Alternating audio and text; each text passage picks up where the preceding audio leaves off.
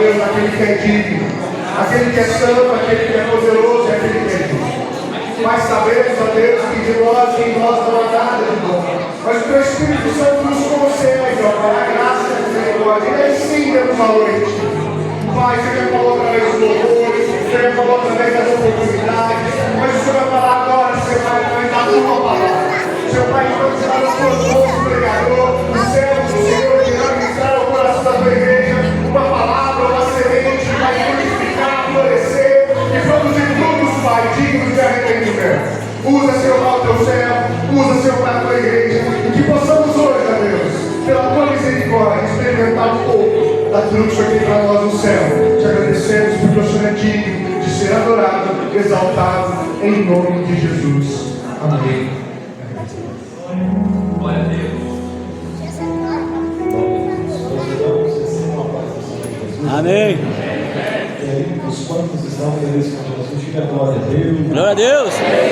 Louvado seja Deus. Queridos, aproveitando que nós estamos com os férias, eu gostaria de fazer uma leitura. Você que trouxe a sua Bíblia, por gentileza, abra ela comigo no Evangelho de Jesus Cristo, escrito por Marcos. Evangelho de Jesus, escrito por Marcos, capítulo de número 6, versículo de número 45. Evangelho de Jesus Cristo, escrito por Marcos, capítulo de número 6, versículo de número 45.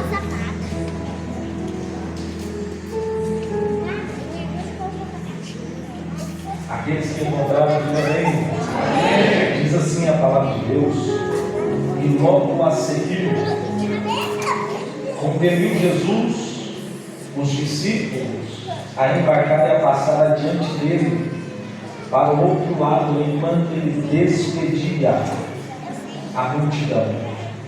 Eu vou ler mais uma vez assim, e logo a seguir, compeliu Jesus os discípulos a embarcar e a passar adiante dele para o outro lado, enquanto ele despedia as multidões. E você diz glória a Deus. Glória a Deus. E pode tomar o seu assento bem dizendo, exaltando e glorificando, enaltecendo, adorando ao nome de Jesus. Queridos, assim como cada um dos irmãos, eu me sinto muito feliz. E eu quero agradecer a Deus pelo privilégio que Ele nos concede, mais uma vez podemos estar em Sua maravilhosa presença. E assim também eu quero louvar a Deus por estar mais uma vez sobre essa casa, mais uma vez sobre esse altar, hoje na presença de um amigo, que é o pastor Daniel Puxone. Que Deus abençoe meu pastor.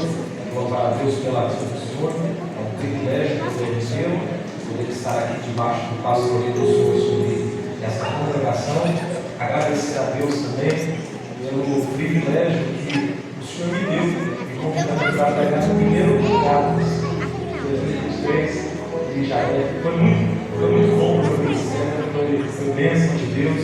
Eu fiquei tão feliz, pastor, que você vai contar comigo, e eu quero agradecer a Deus pela vida do Senhor. Muito obrigado, pastor. Aquele dia eu fiquei tão feliz que na hora que perguntou, eu esqueci a chave que estava lá dentro da igreja.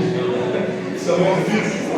Liguei correndo para o pastor, falei, pastor, socorre, a chave está lá dentro. Fiquei muito feliz. Que Deus abençoe o meu pastor. Muito obrigado. Trago um abraço para o meu pastor Silvio Pires, que nos deu a bênção, a permissão para estar aqui. Desejou que Deus pudesse abençoar a vida de cada um dos irmãos que estão presentes. Quero louvar a Deus também pela vida de um amigo que Deus me deu, que é o Anderson, sua esposa Thaís, que nos estendeu esse convite para estar ministrando nessa noite. Que Jesus te abençoe. Muito obrigado pelo privilégio. Que Jesus abençoe sua vida, que Deus abençoe sua esposa, que Deus abençoe toda a liderança. Muito obrigado por sempre lembrarem de mim e semear esse convite na minha vida. Que Deus abençoe a vida de cada um dos pastores. É um prazer estar na presença de cada um dos senhores, dos líderes. Que Deus abençoe a vida de cada um. Queridos, o meu desejo é que Deus abençoe a sua vida, a sua casa, a sua família. Se você quiser pegar dando glória, lá no fundo, Senhor, fica à vontade. Que Deus abençoe a sua vida, a sua casa, a sua família, a sua história. Aleluia. Em nome de Jesus. Eu estou muito feliz também, porque eu estou muito muito bem acompanhado pela minha esposa, que está aqui. E Jesus te abençoe. É um privilégio ter você na minha vida no culto nessa noite. Queridos, quantos estão ansiosos por ouvir uma palavra de Deus? Diga amém. Amém. Irmãos, no culto hoje eu vim com o desejo de entregar o meu melhor para Deus. Nesse culto de hoje eu vim com o desejo de entregar o meu melhor e eu quero fazer isso pregando. E eu queria que você entregasse o seu melhor adorando a Deus, prestando atenção na palavra. Porque quando você faz isso, você não faz isso para o ministro que está pregando. Poderia ser outra pessoa que estivesse pregando aqui. Mas quando você presta atenção, quando você dá o seu glória para Deus, quando você se alegra na presença de Deus, você está fazendo isso para Ele e o Senhor se agrada disso. Então, eu careço da sua atenção, eu careço que você venha comigo nessa noite. Queridos, confesso aos irmãos que eu tinha outra palavra para me pregar nesse culto, para me pregar nessa oportunidade. Eu havia estudado, minha esposa está ali, minha esposa é própria, eu havia estudado, eu havia buscado, eu havia conversado com o Espírito Santo, a mensagem estava pronta, o esboço estava pronto. Mas quando eu subi no altar, o Espírito Santo falou para mim, falou assim: Vinícius, muda a mensagem. Aí eu falei: não, Deus, eu não vou mudar porque eu estudei. Eu vou mudar porque a mensagem já está pronta. Não vou mudar porque eu estudei, a mensagem está pronta. E eu acredito, Pai, que essa mensagem vai ser melhor. O Espírito Santo falou assim para mim: Vinícius, mas quem quer falar sou eu. É, Deus. Eu quero ser obediente à voz de Deus. E o Espírito Santo falou assim para mim: Vinícius, avisa para a minha igreja, diga para eles que nessa noite eu ainda sou o Senhor que estou tomando conta da vida e da casa de Deus. Enquanto a irmã estava louvando ali, o Espírito Santo me confirmou, porque eu falei: Pai, eu só estou debaixo de uma confirmação, não vou dar mensagem. Aí a irmã louvou dizendo assim: ó, quem mandou você largar a rede? Quem mandou você parar?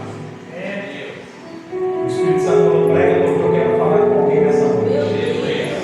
Queridos, no texto que nós acabamos de fazer leitura, no capítulo número 6, verso número 45 do livro de Marcos, vai nos contar uma história muito linda que está descrita em 3 evangelhos. Você vai ver ela no capítulo número 14 do livro de Mateus, você vai encontrar no capítulo número 6 do livro de João e também no capítulo número 6 do livro de Marcos. Essa história vai nos mostrar que Jesus ele estava obrigando os discípulos a entrar dentro do barco. Só que o que eu acho interessante é o contexto para que chegasse até esse momento onde Jesus está obrigando os seus discípulos a embarcar. Porque a Bíblia vai dizer, no início da história, no início do capítulo, que Jesus ele havia recebido uma mensagem. E a mensagem que Jesus havia recebido trouxe tristeza ao seu coração. A mensagem que Jesus havia recebido trouxe aflição ao seu coração. Jesus ficou sabendo de uma notícia, e a notícia tirou tanto a paz de Jesus que o desejo dele era de ficar sozinho, era de se retirar e buscar a presença de Deus. Haja vista que é interessante, porque através da atitude de Jesus de querer buscar a Deus diante de uma notícia ruim, nos traz um grande ensinamento. O pregador qual é o ensinamento? O ensinamento que Jesus nos traz é que num determinado momento onde ele recebe uma notícia muito ruim, o lugar que ele recorre para ele vencer aquela notícia, para ele vencer aquela aflição, é nos pés do Senhor. Ou seja, o que o Espírito Santo está nos mostrando aqui é que todas as vezes que nós recebemos qualquer tipo de notícia ruim, o único lugar que nós teremos a solução é diante dos pés do Senhor, nosso Senhor e Salvador, Jesus Cristo.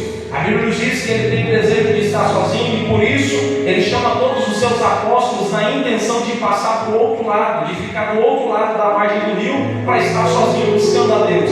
A Bíblia diz que ele entra com seus apóstolos, com seus discípulos dentro do barco e quando ele passa para o outro lado na intenção de ficar sozinho, a Bíblia diz que do outro lado existia uma grande multidão. Estamos num culto de jovens, você pode interagir comigo, olha para alguém que está do seu lado e diga assim para ele: existia uma multidão que aguardava Jesus.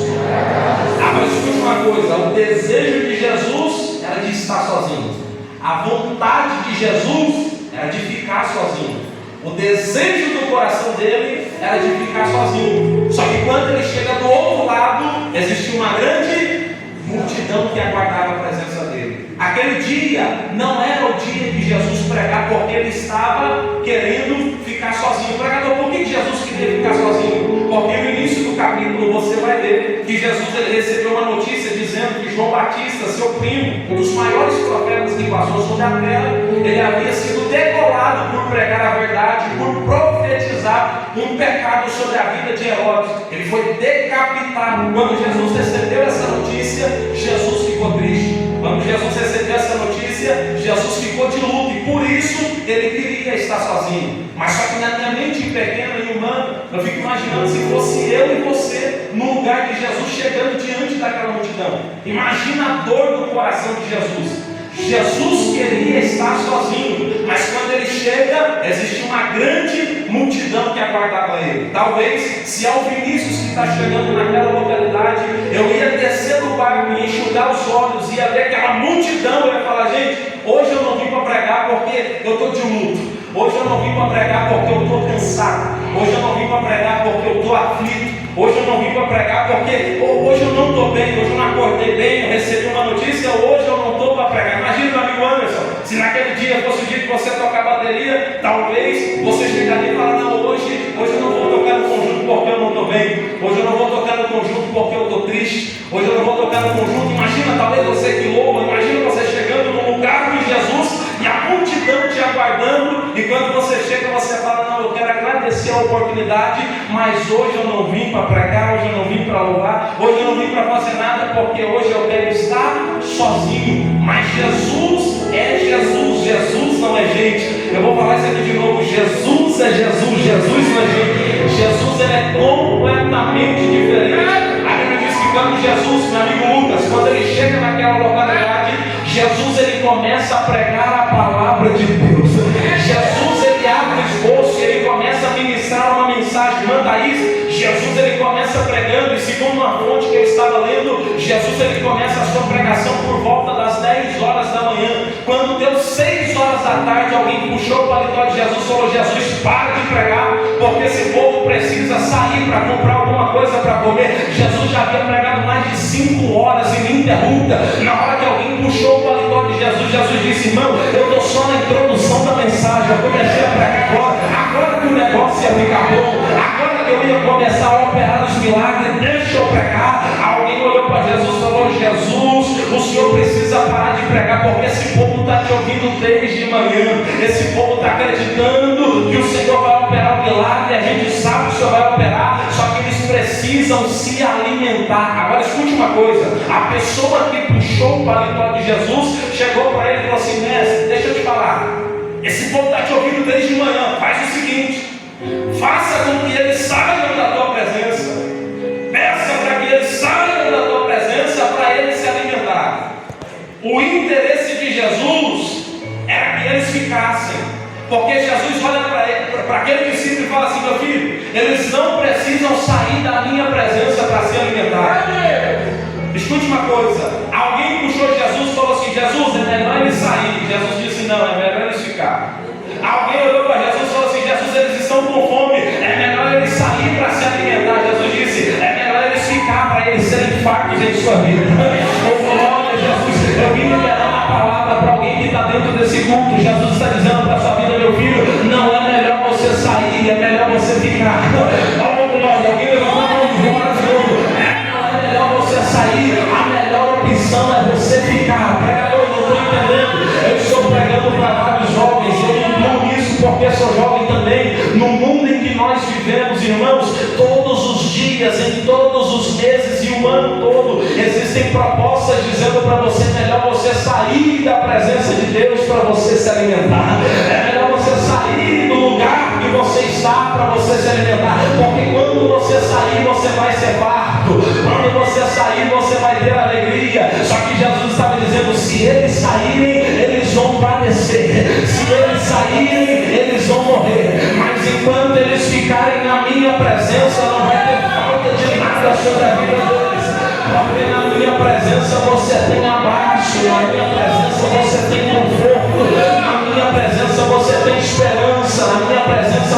tem palavra, na minha presença você tem o acalento para a tua alma. Sabe o que Jesus estava dizendo? Se eles saírem da minha presença, vai acontecer com eles o mesmo que aconteceu com o filho pródigo. Ele saiu de casa e falou: Pai, é melhor eu sair da tua presença, porque quando eu sair eu vou viver direito. Quando eu sair da tua presença eu vou ficar feliz. Quando eu sair da tua presença eu vou me fartar, eu vou ser alegre. E a Bíblia vai dizer que ele saiu da casa do Pai, ele saiu da presença do Pai. Na hora que ele estava distante, a Bíblia diz que ele tentava comer as alfarrobas que era dada aos porcos e ele não conseguia comer. Ele lembrou da casa do seu pai e ele falou: era melhor eu ter ficado lá. Sabe por quê? Porque dentro da casa do meu pai nada faltava sobre a mesa. Eu vim liberar uma palavra para alguém que está dentro desse culto e Deus está dizendo: Vinícius, avisa para toda a minha igreja que é melhor ficar, porque ficar é a melhor opção. Será que tem alguém que pode dar glória de mão levantada? Levanta sua mão bem alto, levanta sua mão bem alto e pega na mão de alguém que está do seu lado e diga para ele: é melhor você ficar. Diga para ele: a melhor opção que você tem é ficar. E só quem acredita nisso, levanta a sua mão e dê um prato de glória.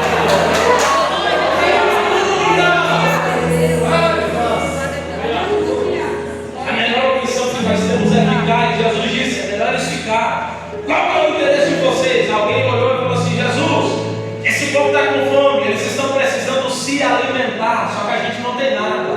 Aí Jesus olhou para a multidão e perguntou. Jesus falou assim: ó, o que vocês têm? O que Jesus perguntou? O que você?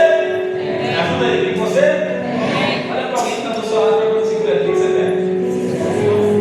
Não, encara ele aí. Procura a pessoa mais bonita do seu lado. Procura ele. Fica difícil, certo? Fica difícil olhar para a sua direção. Olha para alguém que está do seu lado. O que você tem? Não, olha para cá.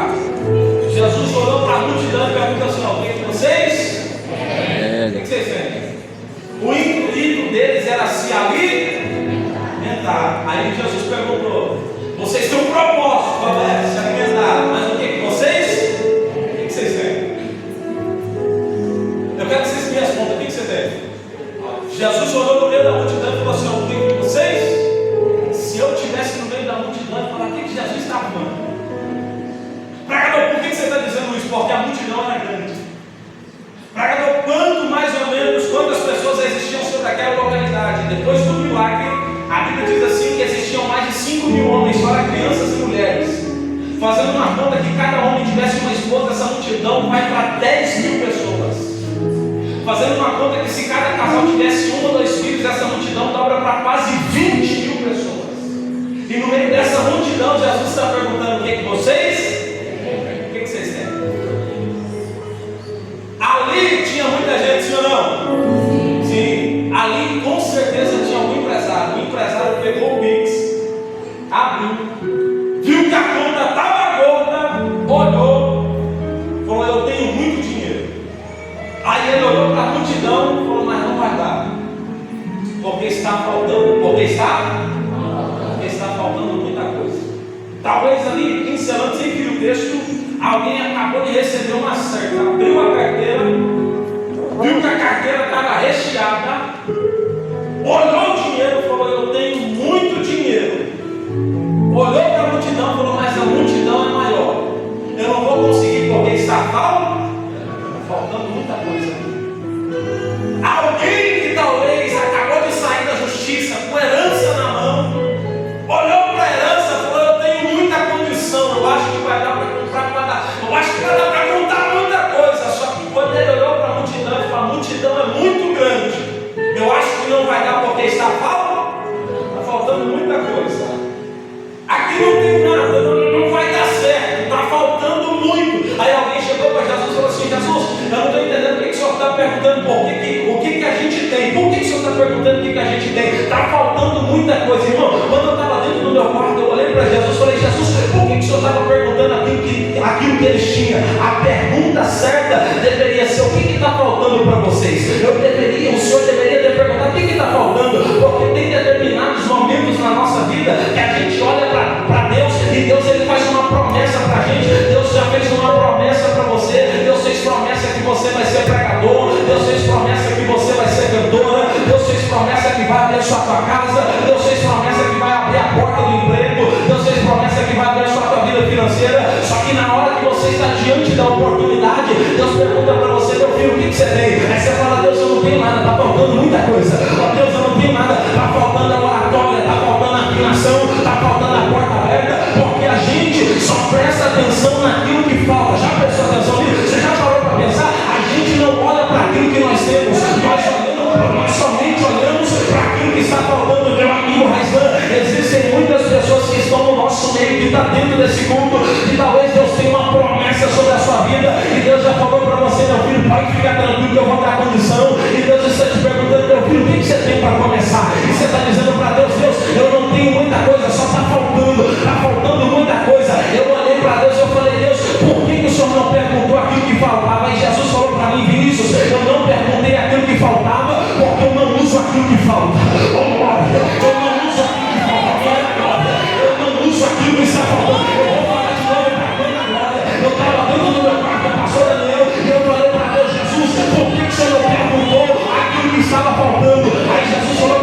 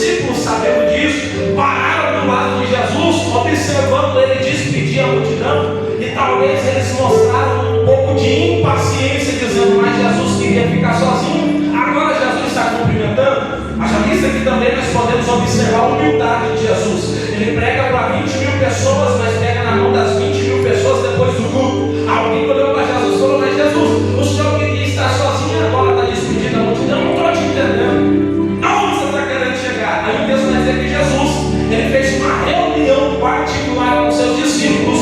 Aí entra o texto que nós lemos, que Jesus compeliu os discípulos a embarcar e a passar adiante dele para o outro lado. Quando nós pegamos a palavra compelir e nós olhamos ela no original, nós vemos que compelir significa obrigar. Olha para alguém que está do seu lado e fala assim: Jesus obrigou os discípulos. Agora olhe para cá, então preciso que você preste bastante atenção. Jesus, ele obrigou os discípulos a entrar dentro do barco. Jesus obrigou os discípulos a embarcar naquele barco e naquela embarcação. O texto vai dizer que Jesus, ele dera uma palavra. Qual que é a palavra? Jesus disse: eu quero que vocês entrem dentro do barco e eu quero que vocês passem para o outro lado. Pregador, o que isso tem a ver uma coisa com a outra? Isso tem a ver que quando nós olhamos de uma maneira simbólica sobre a nossa vida, nós podemos fazer uma analogia dizendo que sempre Jesus, ele terá uma embarcação para embarcar a nossa vida e a nossa casa. Existe uma embarcação de Jesus que está esperando você. Existe uma embarcação de Jesus que está esperando o teu ministério. Existe uma embarcação de Jesus que está esperando a tua família. Existe uma embarcação de Jesus que está esperando a tua casa. Existe uma embarcação de Jesus que está esperando você entrar, está esperando o Vinícius entrar.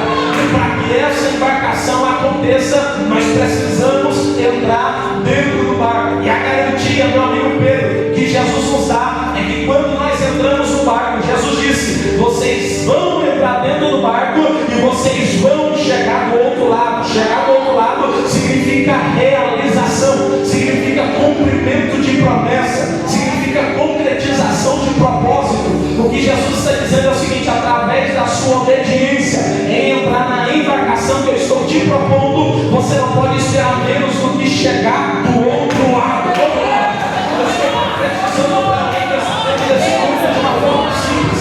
Jesus está dizendo: a tua embarcação vai chegar do outro lado, a tua casa vai chegar do outro lado, o teu ministério vai chegar do outro lado, a tua família vai chegar do outro lado, a tua vida espiritual vai chegar do outro lado. Eu estou pregando por alguém que talvez você não está entendendo essa mensagem, mas de uma maneira humilde. Jesus está dizendo através da minha boca: a tua vida vai chegar do outro lado. O inimigo vai tentar impedir, mas Jesus disse: você vai chegar do outro lado, você vai chegar do outro lado. Todos nós temos uma embarcação que Jesus nos propôs. Jesus propôs uma embarcação para você entrar, e Ele está dizendo: eu quero que você entre para a embarcação do teu ministério. Eu quero que você entre na embarcação para você começar a assumir as suas próprias responsabilidades. Eu quero que você entre na embarcação do casamento. Eu quero que você assuma isso. Jesus, ele tem uma embarcação preparada para o Vinícius. Jesus, ele tem uma embarcação preparada para Breno. Jesus, ele tem uma embarcação preparada para você. Ele está esperando apenas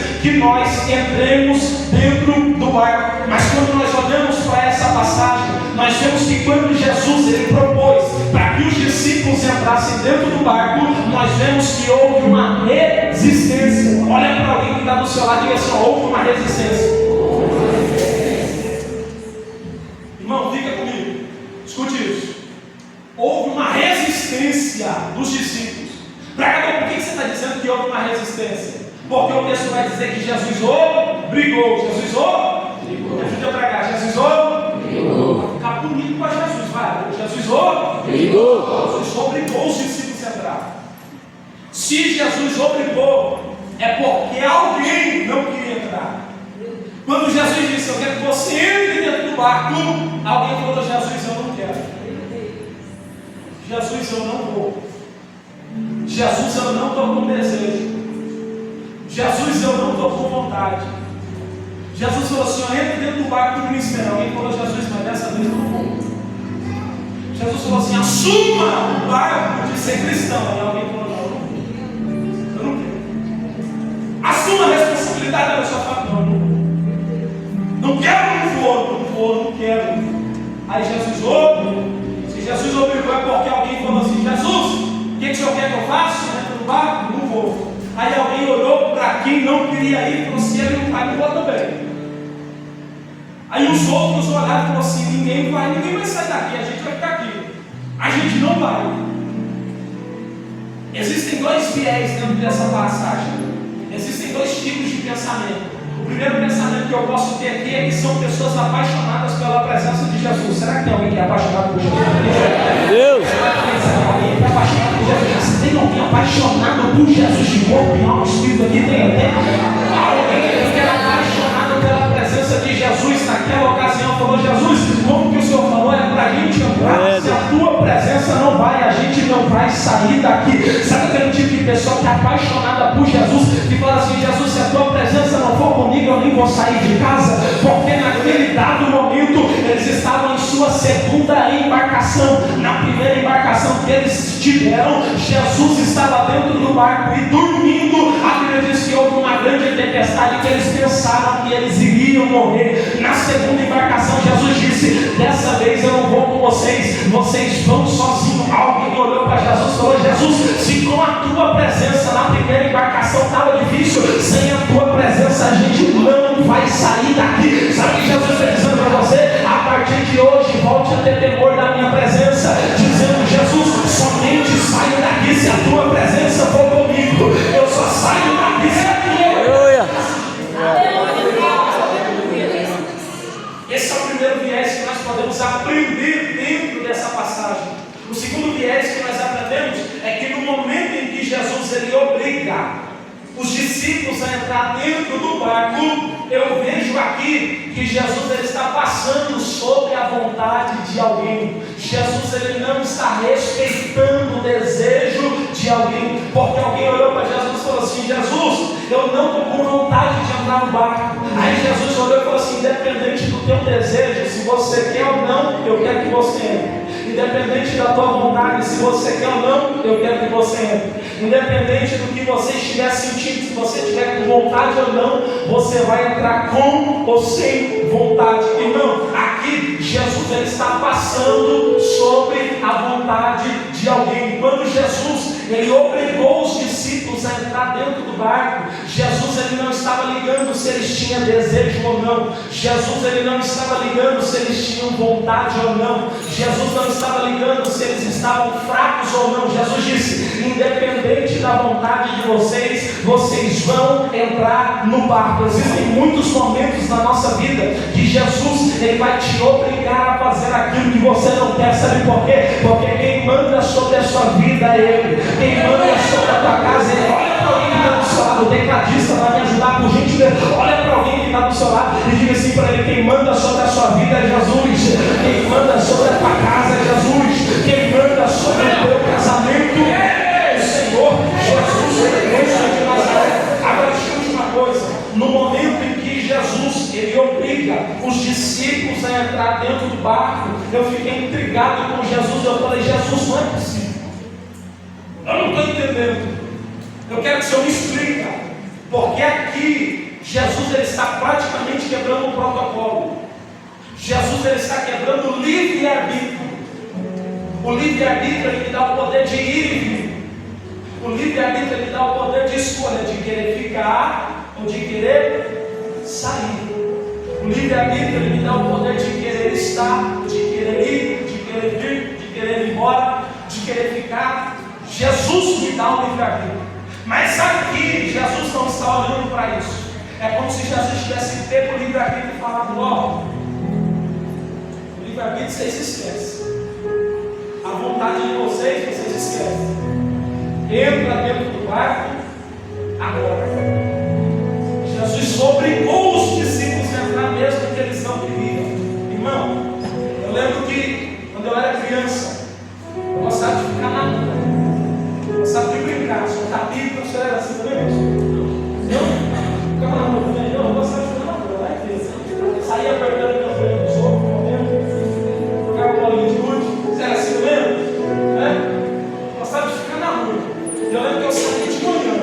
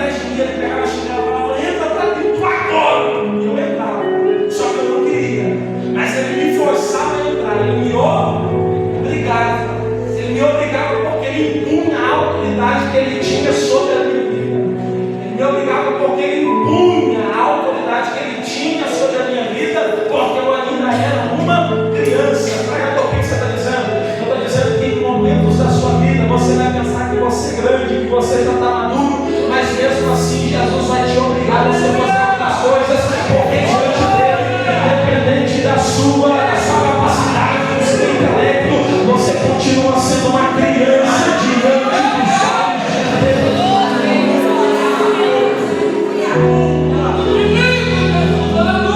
Resolveu falar assim: vocês vão entrar agora. Aí eles disseram: mas Jesus, a gente não quer. Só vocês não sabem, vão entrar agora. E Jesus passou sobre a vontade deles. Quando Jesus passa sobre a vontade deles, eu perguntei para Jesus, falei: Jesus, me explica. Eu quero que o Senhor me explica por que isso está acontecendo. Por que o Senhor está obrigando eles? Aí Jesus falou comigo: eu quero que você preste atenção nos meus evangelhos.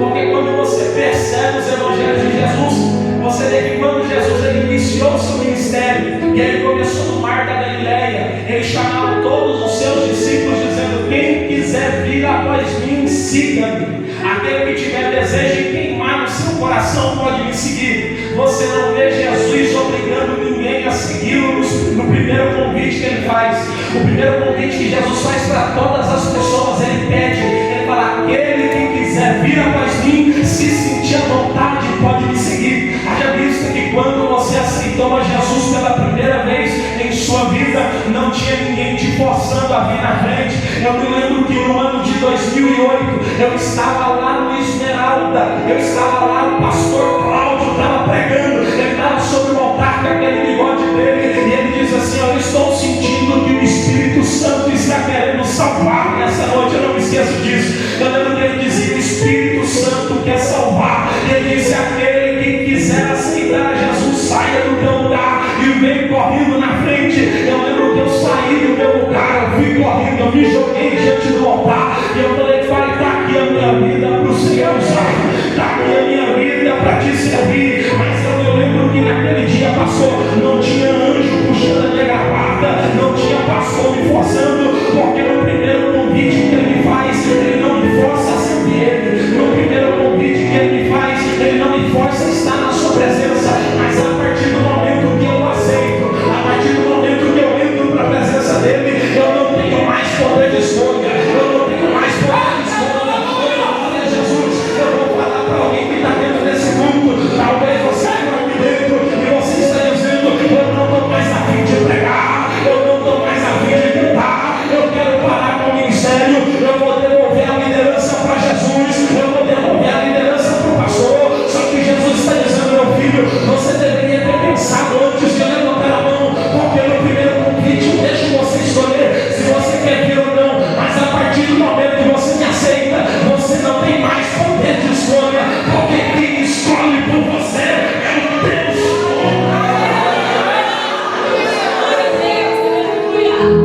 Uma coisa, existe alguém que está dentro desse culto, você falou: eu não vou pregar mais não, eu não vou cantar mais não, eu não vou louvar, não vou mais na igreja, eu não vou mais. Aí Jesus me trouxe aqui para te dizer: negativo, você vai louvar querendo ou não, você vai pregar querendo ou não, você vai fazer minha obra querendo ou não, você vai fazer porque quem te chamou, ele prometeu que faria a obra dele até o dia do arrebatamento. Ele está dizendo: eu vou cumprir.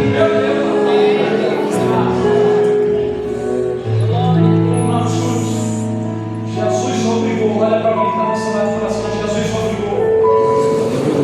Última coisa, eu estou pregando para alguém que está dentro desse grupo que você falou assim: eu vou parar, eu vou desistir, eu vou entregar o carro, eu vou parar com tudo, eu vou entregar a liderança, eu vou parar. Só que Jesus está dizendo: você não consegue,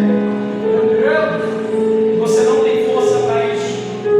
Jesus está dizendo: eu duvido você parar, eu duvido você entregar, eu duvido, tenta você não consegue, porque Jesus ele te amou no altar dele.